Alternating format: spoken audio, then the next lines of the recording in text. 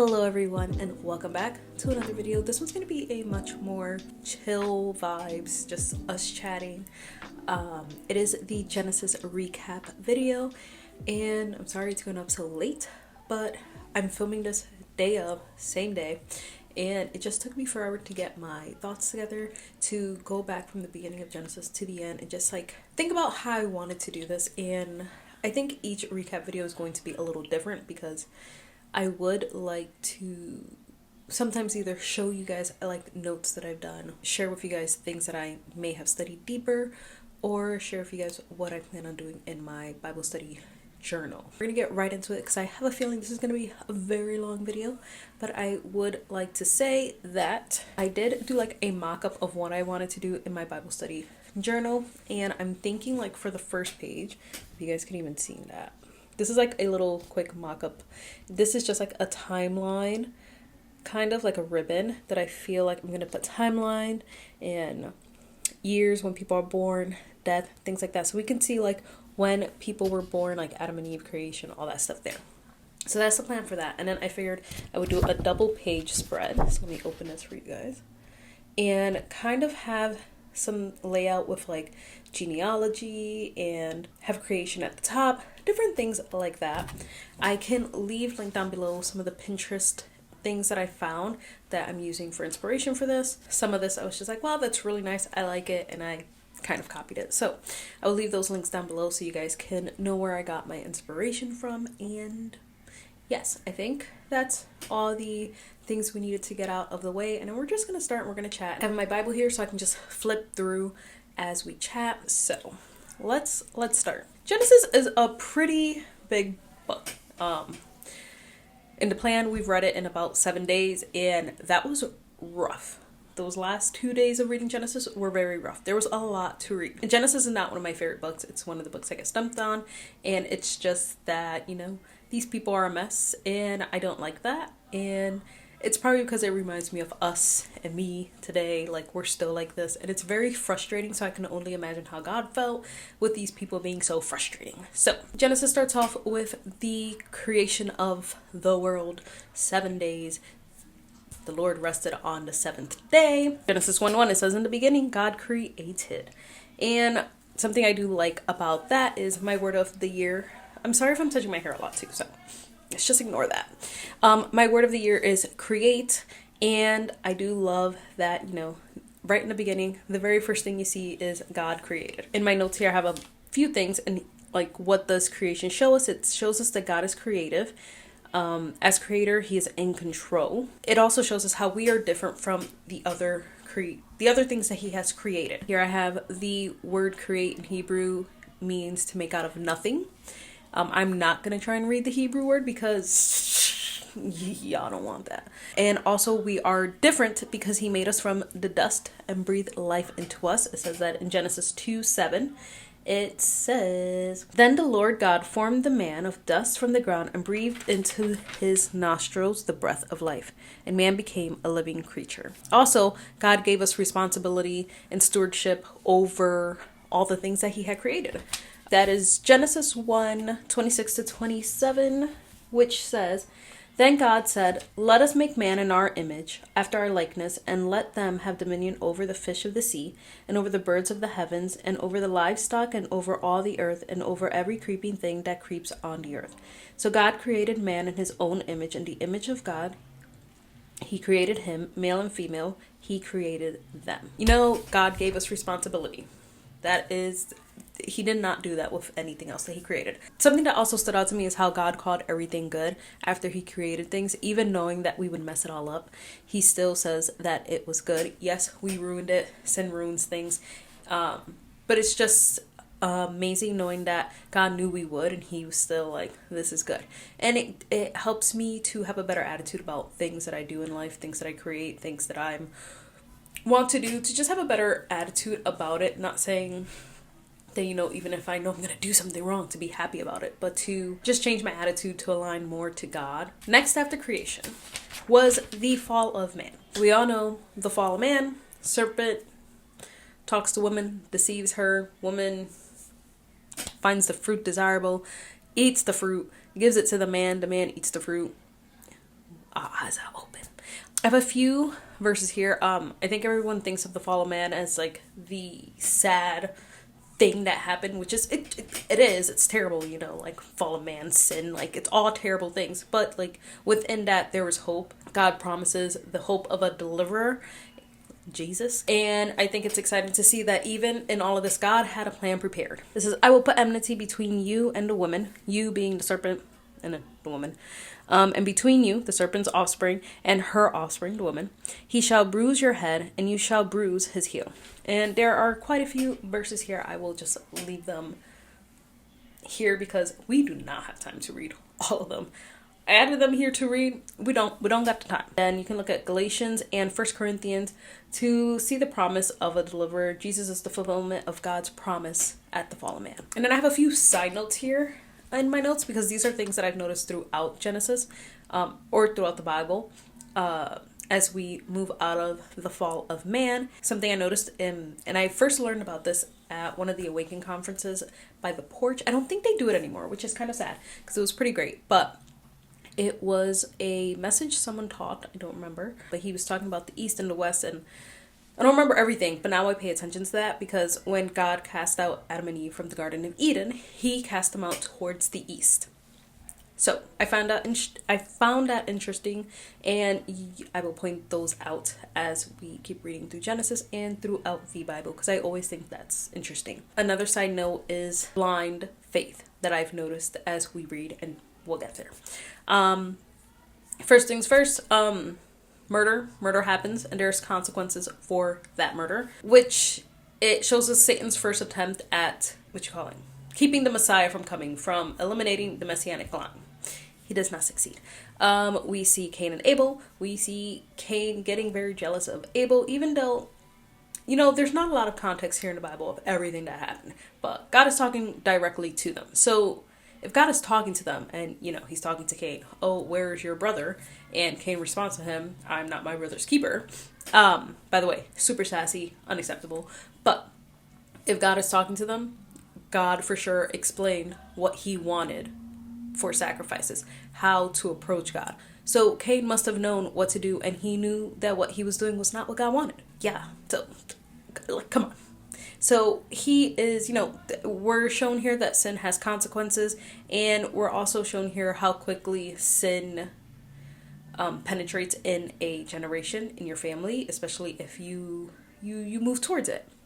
We see Cain here disobeying God directly too when God tells him, where is it? In Genesis 4:12,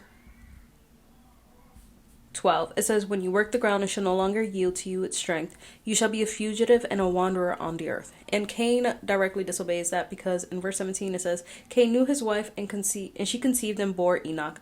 When he built a city, don't build a city if you're not planning on staying there. He clearly did not continue to wander. My battery's dying. Let's fix that. All right. Cain disobeying God. That's where we were. And then we just see how in his generations, it just gets worse and worse. And we see the lack of repent of sin and just the lack of fear of God, especially in Lamech, is that his name? Where he's like, kind of like a song of his strength, like how Cain was cursed, he shall also be cursed, but it's like, it doesn't work like that. So we're just seeing that as the generations go, because there really weren't many generations between Adam and Eve and Noah. I think it's like 11. There's not a ton. Maybe even less. I don't even know.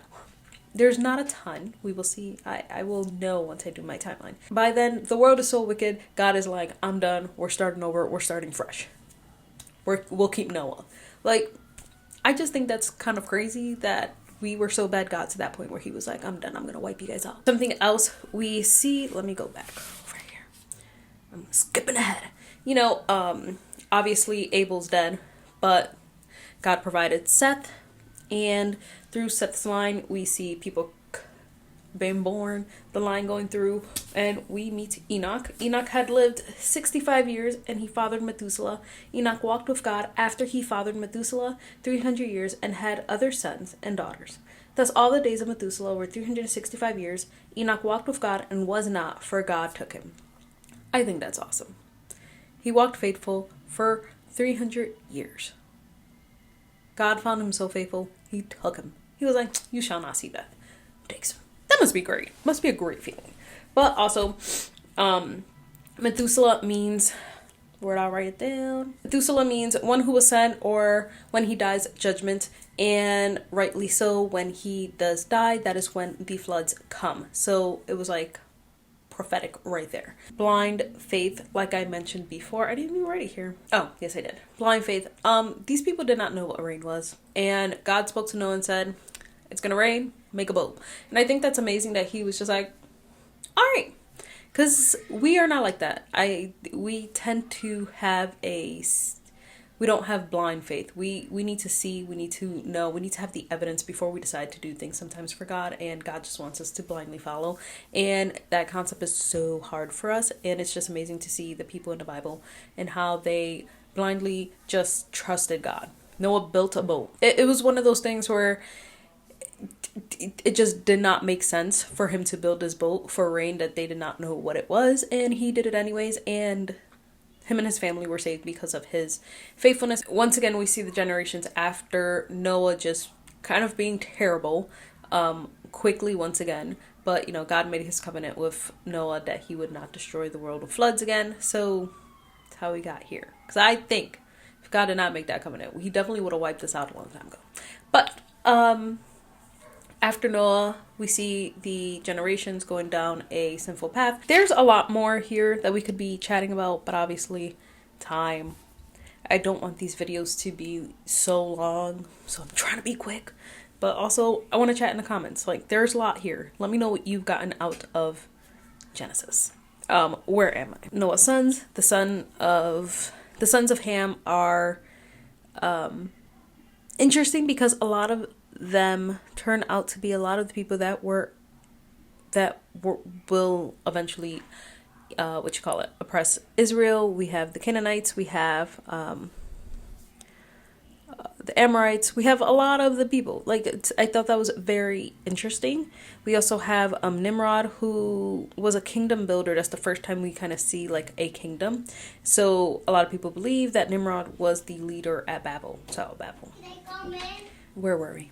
We will be getting interrupted a lot here. Tower of Babel, which is something I had questions on, because as you're reading in chapter 10, after each son, it says their languages, their lands, and their nations. Like, these are the sons by blah, blah, blah, by this. Which I think is interesting, because then in the Tower of Babel, you know, these people really thought they were going to build a tower to heaven, which, by the way, happened again. I don't know if you guys know that. Kind of ridiculous. But then God dispersed them and confused their language. Next, we go into Abraham. Abraham? How did they use it? Abraham. Before he was Abraham. Abe. We're going to call him Abe. Another man, blind faith. God calls him and says, I'm going to be your God, and I'm going to make a great nation out of you, and I'm going to bring you to a land that will eventually be yours. And yeah, so pack your things and go. And he does that, which is wild. If a voice called out to me and said, hey, or even in a dream, anything, says, hey, pack your bags, Sarah, you're going somewhere, I don't think I'm going to go. I think I'm going a little crazy. So I think that is amazing. Here I put, God calls out to Abram and he follows. Abram was not a believer and lived a pagan life until God called him out. My pastor did a whole thing. If I find it, he just like dissects like where his family was from and just what they would have worshipped and goes through all that. So that's why this is just another excellent example of blind faith, because God didn't tell him where he was going. He just told him to go, and he did, which is pretty awesome. Something I noticed was that there was a lot of repeating generational sin or situations that would keep repeating. And I think that's also just from, you know, sin itself. You need to break those curses, generational curses, and also like learn from past sin.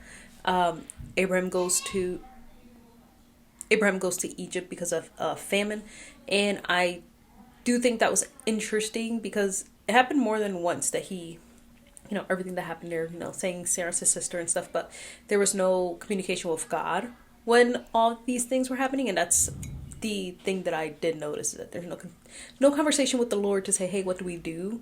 Or to say, hey, will you protect us here? So Abraham says Sarah's his sister twice, and Isaac does the same thing with Rebecca. Also, Sarah was barren, Rebecca was barren, and also Rachel was barren. And it's funny because I hesitated putting Rachel on this list because, yes, she was Jacob's wife, but his first wife was Leah. And that's like a whole nother thing too. You'll hear me talk about that soon later. But these are just some of the things that I did notice between all the generations and just some of the similarities there. And also that, you know, the woman that these men loved, because Jacob did love Rachel. That was his woman. They were beautiful. Very, very beautiful. They were nice on the eyes. So I thought that was interesting. Especially Sarah. Sarah was so nice on the eyes that even in her 90s, these men still wanted her. So another side note into the whole East. When Abram leaves and he goes with Lot, he takes Lot, his brother's son. They are choosing between land, and Lot sees that the land in the east is nice and lush, and he's like, I'm gonna take that one. That one was closer to Sodom and Gomorrah, and as we know with Lot, he, you know, when you play with sin and you inch closer and closer and closer, it gets you. It gets you. And temptation is not something to play with. Sin is not something to play with. We don't want to teeter on the line of this world and the Lord. We want to be far away from that line. We don't want to be able to reach sin with a stick. We want to be so close to God that sin can't touch us. Okay. And so he ends up in the city eventually, not just near in the city, the city of sin, Sodom and Gomorrah. That, you know, one, the angels of the Lord come to destroy the city, and he's in there, and luckily Abraham like fights on his behalf, or is on his side and is able to, you know, get him out. But, you know, by then you can see the corruption that sin has done with the men of the city wanting the angels of the Lord, and Lot offering up his daughters, which it's not the first time this has happened. This happens again in Judges, I believe. A whole nother man and disturbing story. Also, we see what sin does, because when they do escape, his wife looks back. Why are you looking back at sin? You don't want that life.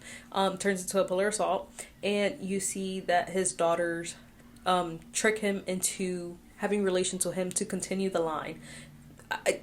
And this just makes me wonder, like, did they really think that they were like the only ones left, or were they just stupid? That's honestly just my thought. So yeah, but you just see how much sin corrupts everything, in every aspect of your life. You see how it corrupted every aspect of his life and his family, and just like the destruction that happens there. So as we keep talking about Abram, wow, this video is going to be so long. I'm so sorry. Let's continue with Sarah and Abram. They have not had a kid, so Sarah offers up her handmaiden. And I think we're like this a lot too. We try to force the hand of God, and it's like God's going to do things in his timing. Let me put up my brightness because it's getting dark outside. I just lowered it. So we see that, and something we notice is that, why did my lighting go away? It did not get brighter. What was I going to say? Something we notice is that Abram and Sarah never call Hagar by her name. They call her the servant, and God calls her by her name. And that's why she ends up calling him the God who sees. And something I want to do eventually, definitely probably not this year, probably next year or another year, I want to study on the names of God. Like, that be my study for like the year. Just going through the different names of God and studying them and all that. My mom has a book, and yeah, so that's something I do want to do. A little side note. We also see how in Genesis God upholds marriage. One man and one woman. And even though some of these men did have other wives, more than one wife, or concubines and other relations, we see how God respects and cherishes the wife and marriage. For Abraham, the Abrahamic covenant was made through the child that he promised to Abraham and Sarah, even though Ishmael was the firstborn. That is in Genesis 17 verses 15 and 19. And it says, and God said to Abram, as for Sarah, your wife, you shall not call her Sarai, but Sarah shall be her name. I will bless her, and moreover I will give you a son by her. I will bless her, and she shall become nations. Kings of people shall come from her. Then Abram fell on his face and laughed to himself and said, Shall a child be born of a man who's 100 years old? Shall Sarah, who is 90 years old, bear a child? And Abram said to God, Oh, that Ishmael might live before you. God said, No, but Sarah your wife shall bear you a son, and you shall call his name Isaac. I will go and establish my covenant with him as an everlasting covenant for his offspring after him. So it's just amazing that, even though they forced God's hand and they took it upon himself to make a child with not the woman he said this child would come from, that God still kept his promise and is keeping his covenant with Abraham and Sarah. You also see this with Abraham when, even after Sarah dies and he gets another wife, it does say that he gets another wife. She's still referred to as a concubine, and Abraham and his sons are, he sends his sons away from Isaac, and in the Bible it says that he sent the concubine's sons away. So I thought that was interesting that they're not even referring to her as wife or anything, or those kids as his, except for Ishmael and Isaac, because Ishmael does have a promise from God too. Also interesting is that Abraham sends his other sons east. That's Genesis 25:6. So let's keep on moving. We are in chapter 12. We're getting there. Halfway through Genesis. We're getting there. It's going to be a very long video. Oh my goodness. We know about Isaac and Rachel. Abraham was to sacrifice Isaac. Similarities to Jesus. I'm trying to skip through things and just make our way through all this. Isaac marries Rachel. They have Jacob and Esau. Struggles in the womb. God reveals to Rebecca that Jacob will be over Esau. Apparently she takes that upon herself to make some schemes that she is never fully taking responsibility for, which always bothers me. So we're just gonna skip all that. In my notes I put, I don't like Rebecca, if you didn't notice. Also, mostly because, she takes no responsibility for her part in the schemes that with Jacob, and Esau is now angry and wanting to murder Jacob. She's not only is she scheming for Jacob to get this blessing, she's scheming against her husband, which bothers me. And then God had revealed to her what would happen, and she did not take these things to the Lord. So it is just one of those things where I'm like, God told you, and we did not trust God. But we are like that also. I'm gonna have to turn on my light because it's getting dark, guys. Wow, it's getting dark, guys. So yeah, there's that. And then, we all know Jacob, he flees from Esau, after stealing his birthright and then also taking his blessing, which was rightfully his, but not for him to steal it like that. Like the Lord would have gave it to him. He himself is tricked by Laban. And he himself is tricked. His name Jacob means trickster. And he himself was tricked. He ended up marrying Leah instead of Rachel, which he worked 7 years for. And something I've always wondered is, was Leah part of this scheme too? The Bible does not necessarily say. It says she was weak in the eyes, so I'm like, it was that meaning she was ugly or that she just could not see well? And I'm pretty sure everyone knew that Jacob wanted Rachel. He worked for her for 7 years. He worked for 7 years for her. Everyone must have known she wanted Rachel, even Leah. So I just wonder, her dad did not tell her, hey, you're stealing your sister's husband, or if he was just hey, you're getting married too. And I just don't know. I've always kind of felt bad for her too. But like I've mentioned before, God does bless marriage, and since she is the one who Jacob ended up marrying first, that is his wife, and that is actually where the messianic line comes through her son Judah. So God does honor marriage. As we continue, Jacob has kids with Leah, has kids with her servant, has kids with Rachel's servant, finally has kids with Rachel. Rachel dies in the childbirth for her son Benjamin. The name Benjamin means son of the right hand, which I thought was interesting because the Benjaminites are also known as skilled fighters for fighting with their left and right hand because they were ambidextrous. So I always thought that was interesting. Then, more tea with his kids. Reuben sleeps with Jacob's concubine. He, because of this, he defiled his father's bed, his marriage bed or whatever. So he loses his actually firstborn blessing. And a quick side note on Judah, his son had a wife, Tamar. Was wicked. God killed him. Second son then refused to be her kinsman redeemer. So God killed him too. And then Judah feared losing his last son if he gave her to Tamar. So he was just like, wait till he grows up, and never did. Eventually ends up impregnating her, and the line continues. Wild stuff, wild stuff. So now the story of Joseph. I can't believe I've been talking this long. So now we're towards the end. And this is how the book of Genesis ends, with the story of Joseph. Joseph is one of Jacob's favorite sons from Rachel. Reading this account, it seems to me like Joseph knew he was a favorite, and he kind of like held it over his brothers. You know, he would go and find out what his brothers were doing, report back to his dad. So I think a part of him knew, and his brothers did not like him. They called him a dreamer because, you know, he had his dreams where there were prophetic dreams where he basically told them, like, you guys will be bound down to me one day. Like, I will rule over you, which he does. His brothers are jealous, scheme to kill him. Reuben's like, we can't kill him.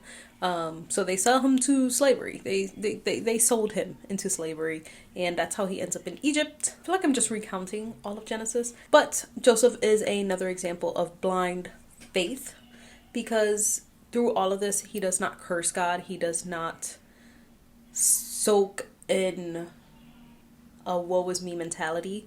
He's always just known God is with him and that God is protecting him. And I think that is amazing. When Joseph is sold, he is sold to he ends up working at Potiphar's house, and you know, Joseph was a great guy, a great worker, evident in how he always ends up in charge. And so he was in charge of his house, in charge of everything, and then Potiphar's wife wanted a piece of him. That did not end well for Joseph, who gets up thrown in jail even though he did not do anything. The Lord was still with him. When Joseph is in prison, he ends up being favored there too, being an overseer, and he ends up interpreting dreams while he's there, one for the chief baker, one for the cupbearer.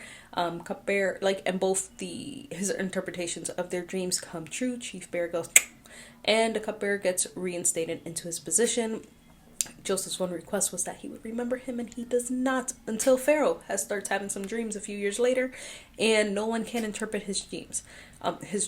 So that's when the cupbearer remembers Joseph and says, you know, like, I know a man, and he can interpret your dreams. And Joseph does, and he always gives glory back to God.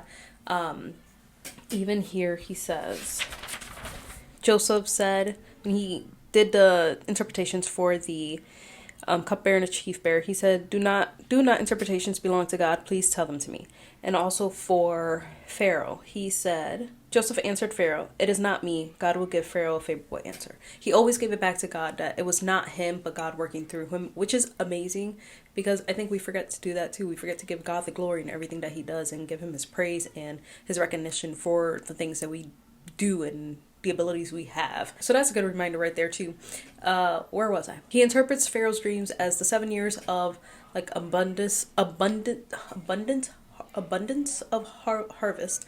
Wow, I cannot speak right now. And then 7 years of famine, which will be really, really bad. Which ends up happening. And we're going to cliff note this to end really quick because this video is going to be so long. There's a famine. No one has food. Joseph's siblings end up going to Egypt because they need food. Their dad sends him over there and he's like, get me food. And his name is Jacob while he is in this mourning until, you know, he meets Joseph again, and then he's back to being called Israel, which always confused me when I used to read the Bible. But then I realized it's because it was like his spiritual status in life, like his name. When God changed his name to Israel, it's because he was following after the Lord. And when we see his name as Jacob, it's because, you know, he was not being the most spiritual as he should be. He was being Jacob. Jacob sends his sons to go get some food. When they get there, they are bowing before Joseph. They don't know it's Joseph. But Joseph's like, these are my brothers. I'm going to mess with them for a little bit. So he's like, y'all are spies. Y'all are spies. Tell me about your brothers. Tell me about your dad. Because Benjamin did not go with them because Jacob's holding him right here because he's like, I'm not losing another one of Rachel's kids. There's only one left. Basically, he does this whole thing where he kind of messes with them. He's like, I'll keep one of you guys. You guys go down there, get your brother. I'm going to put things in there, like if you guys stole from us. And just kind of like, really, it's kind of torturous. And then finally he realizes his brother's alive. He reveals himself to his brothers and he takes care of them. He calls for his dad to come up there and their whole families. And Pharaoh gives them land and they take care of Pharaoh's livestock. They are taken care of. Joseph took care of his family. Even after everything that they had done to him, he still takes care of them. Before Israel dies, because now Jacob's Israel, he blesses all his kids, and he gives a blessing to Joseph's kids because they, Manasseh and Ephraim, take his portions in the blessing. Yeah, and this is where, that's like a whole study itself, all the blessings and the different things that Jacob tells his kids. There you find out that Reuben loses his firstborn blessing, and Judah has a nice long thing. Then after they all head down to bury Jacob, they're all worried. The brothers are all worried that Joseph's going to turn around and like get his revenge on them. So they try to lie and say like, well, Jacob said not to be mad at us, forgive us. And Joseph's like, guys, I forgive you. But Joseph said to them, do not fear, for am I in the place of God?